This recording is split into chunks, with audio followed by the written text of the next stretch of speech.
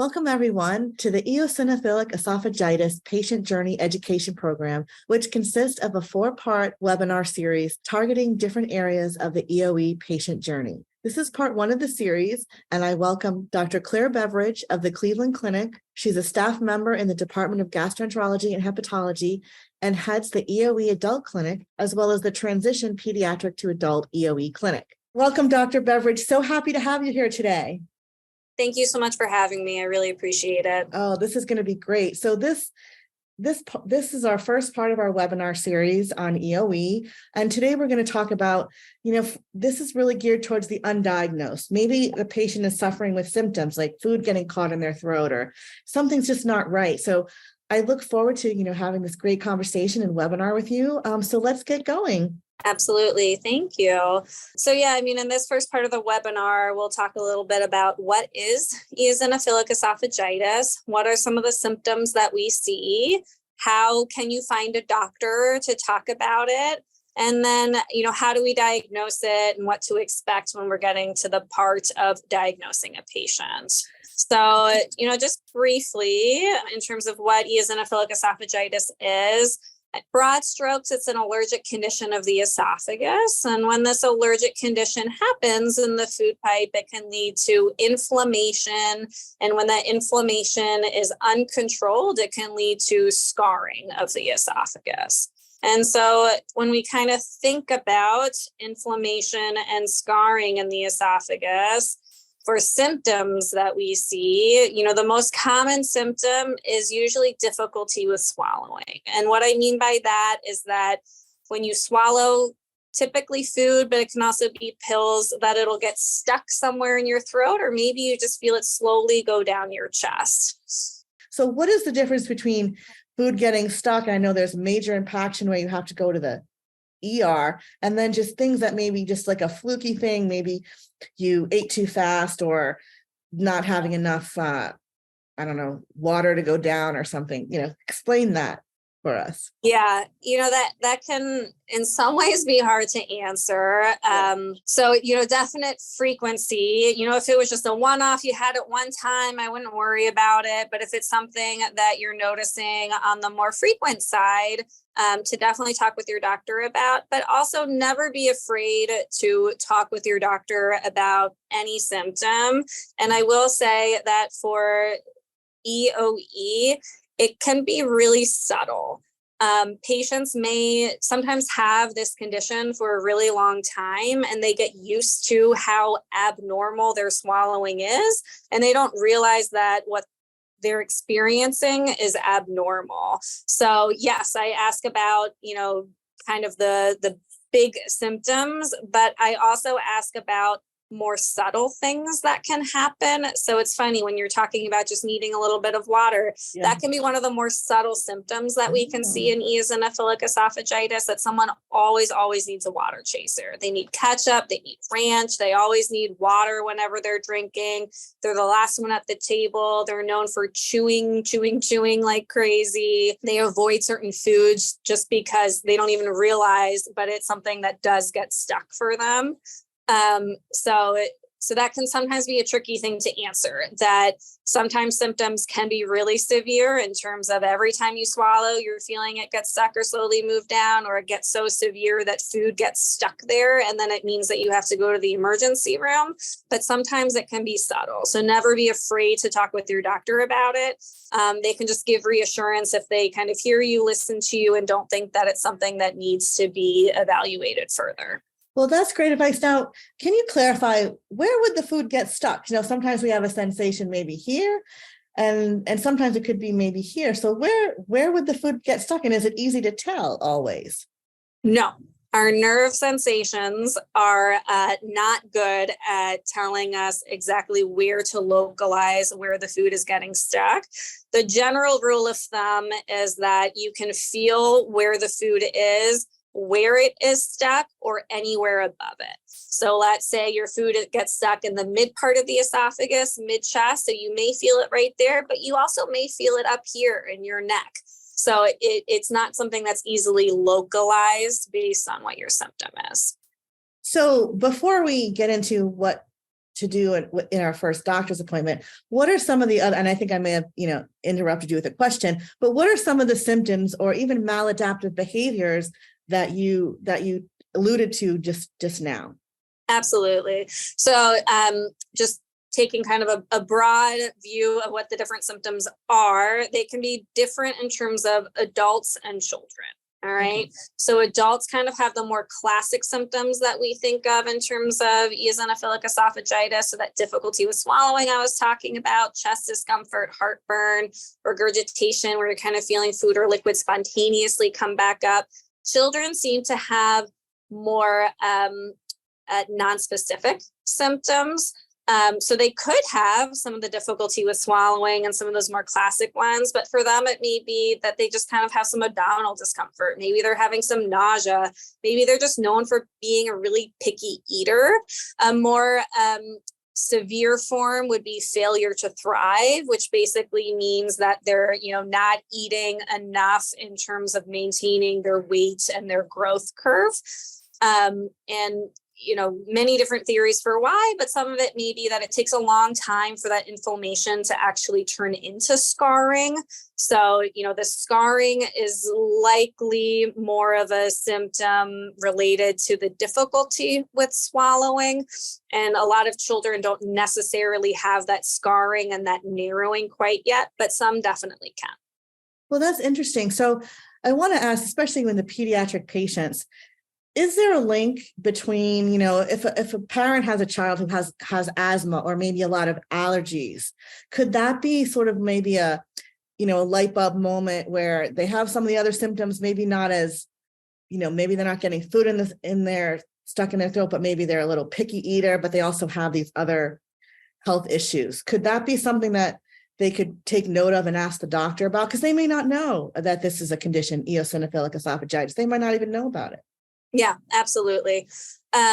So, when we kind of think about the textbook patient who may have eosinophilic esophagitis, it's typically someone who is younger. So either a child or a young adult, someone who is white, but we do see it in all races and ethnicities. Someone who is male, but again, we see it in females as well. And then other allergic conditions. So just kind of as you're talking about that they have asthma or eczema or a history of atopic dermatitis, food allergies, seasonal allergies. A family history of eosinophilic esophagitis can also kind of pique your interest of, whether this patient may have eosinophilic esophagitis as well. The exact reasons for why family history may or may not contribute are a little less clear, and there's still a lot more research to be done on that. But, I definitely have seen patients where, grandparent, parent, and child all have eosinophilic esophagitis. Oh, interesting. Now, for those patients who maybe had an incident where they were in the ER with a food impaction, and maybe they didn't get referred to a GI doctor. Maybe it was just a one-off, but maybe they're experiencing some of these other symptoms. What can you talk about, and what should patients know about maybe those trips to the ER that they had sporadically once or twice? And, what could be the insight that you can provide for them to start the conversation with their healthcare provider?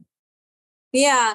So food impactions can be very scary, right? So, a food impaction is classically, food is getting stuck in your esophagus. It's not going down to the point that it's completely obstructed, that you can't even tolerate your own secretions. All right. So a patient is not even able to swallow their own saliva, and they definitely can't swallow food or liquid on top of it. All right.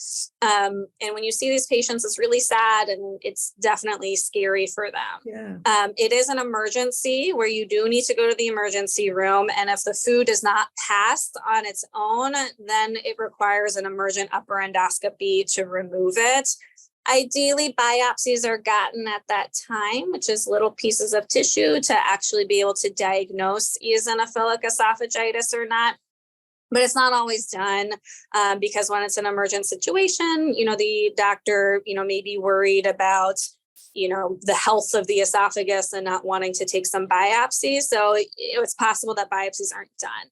But in that case, it is very important to follow up with your pediatrician, to see your primary care doctor, a gastroenterologist, to discuss it, because then you definitely need to get a repeat upper endoscopy to actually diagnose whether or not you have eosinophilic esophagitis. Not all food impaction is EoE, but many food impactions can, especially in the right patient that we were just talking about. If you have other allergies, if you have other symptoms, other things that may, make you more concerned that it's related to EoE. Well, this is great. So I think we have a good understanding of what the symptoms are in patients, whether they're adult or pediatric. Now let's move on to the next step of what a patient needs to understand in finding a provider and what the difference is between a primary care provider treating this or not, and why a gastroenterologist is key. Absolutely. So finding a doctor who specializes in EoE is very important. It's a relatively new diagnosis in the last 20, 30 years, but it's definitely risen in terms of how frequently we see EoE. But even still, I wouldn't say it's common enough that it's widely understood in terms of how to treat it. So I would still encourage you to see someone who specializes in it. And the people who, often treat eosinophilic esophagitis are definitely gastroenterologists, and then allergists sometimes as well. Okay. So, depending on if you're in the pediatric population or adult population, to definitely establish care with a gastroenterologist, because you're going to be needing upper endoscopies. And then depending on if you have other allergies that you want to talk about, seeing an allergist as well can be very helpful. In terms of how you would find a gastroenterologist, if you're already established with the primary care provider, pediatrician, you can get a referral from them on who may be a good person to see. Eosinophilic esophagitis is on the more rare side. So, oftentimes it is most commonly seen in academic institutions. So kind of seeing large tertiary care centers, you'll be able to find someone with experience in it. And then also a lot of patient advocacy sites will kind of post who certain names will be. So, for example, there's, the APSED group, which will kind of post a list of allergists, gastroenterologists who specialize in EoE. The caveat being that it has to be that person who puts their own name on the list. So just because someone isn't on that list doesn't mean that they're not an expert in it. It just means that they didn't necessarily put themselves on the list yet. Yeah, and we have resources on GI On Demand where providers fill out their specialty areas, as well as the American College of Gastroenterology, gi.org, also has a list of providers that may be helpful. What I want to talk about now is, once a patient identifies a gastroenterologist or they get a referral to a gastroenterologist, what can they expect on their first meeting with the gastroenterologist? Like, they haven't been diagnosed yet. There may be, suspicion of EoE. What would happen, and how does a patient prepare for this appointment? I know it might be a little different, and we can divide it up, adult and pediatric patient, because the mom or dad has to do, or the grandma or uncle has to do all the prep work. But what are the prep steps like, and what can they expect on their first visit? Yeah, I mean, what to expect on the first visit is, especially if you have not been diagnosed yet, then the first visit is really going to be talking through more what your symptoms are, how long they've been going on for, if you've already had certain workup done, have you already been to the emergency room where they've needed to do an upper endoscopy, or has that not happened yet? If you've already had some, workup, what are the results of those? But if you're, more in this undifferentiated, unsure what your diagnosis is, it's a lot of the doctor gathering information from you, talking through, what the different options may be. So could it be eosinophilic esophagitis? Could you have plain old simple reflux disease? What are the different options that they're thinking of? And then to expect the doctor to talk with you about an upper endoscopy, which is a sedated procedure where we take a flexible camera, go through the mouth into the esophagus, stomach, and first part of the small intestine. So we always take a full look each time. We can't rely on symptoms or how things look on the endoscopy to diagnose eosinophilic esophagitis. The only way for sure is to take biopsies, pieces of tissue in the esophagus that are then looked at under the microscope to actually count how many eosinophils we see.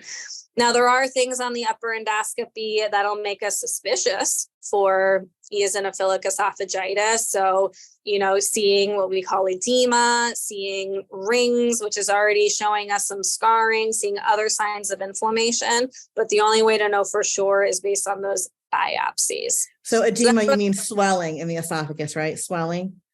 Well, that is typically what edema means. The pure definition for eosinophilic esophagitis is that, yes, there's a little bit of swelling. It's more that we don't see the healthy blood vessels. Oh, good point. See, that's why we clarify with you brilliant doctors, because we may not always understand. Yes. So. Unlike the, images that you'll see, there's one image of what a healthy esophagus looks like, where it's nice and open. You see the blood vessels. It all looks good. Yeah. And then you see, the other images A through E, which is what we can see eosinophilic esophagitis, where you don't really see the blood vessels.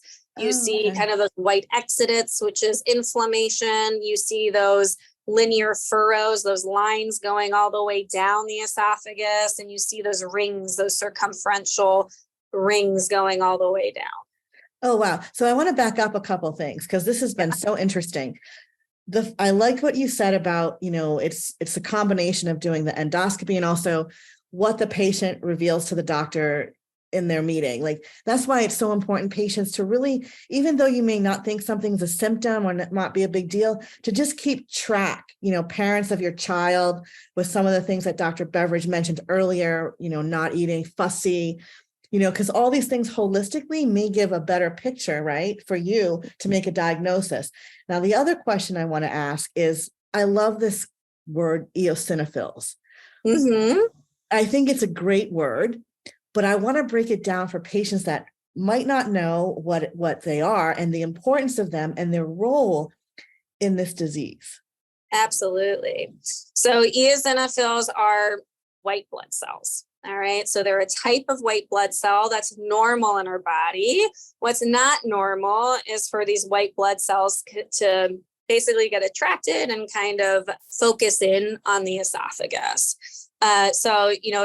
Typically that reaction where we're seeing eosinophilic esophagitis, which is, means inflammation in the esophagus related to abnormal levels of those white blood cells in the esophagus, that's triggered by food or environmental allergens. So the white blood cells, the eosinophils, are typically used when we fight parasites and for other things.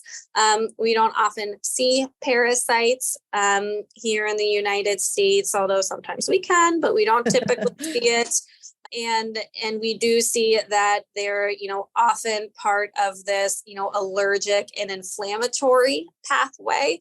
So that's what's happening in this disease. We can also see it in certain asthma diseases and other conditions. So it's not just eosinophilic esophagitis, but other allergic conditions. We can also see these eosinophils. So are they elevated when they would get that biopsy back? It would be elevated, right? For a patient with EoE?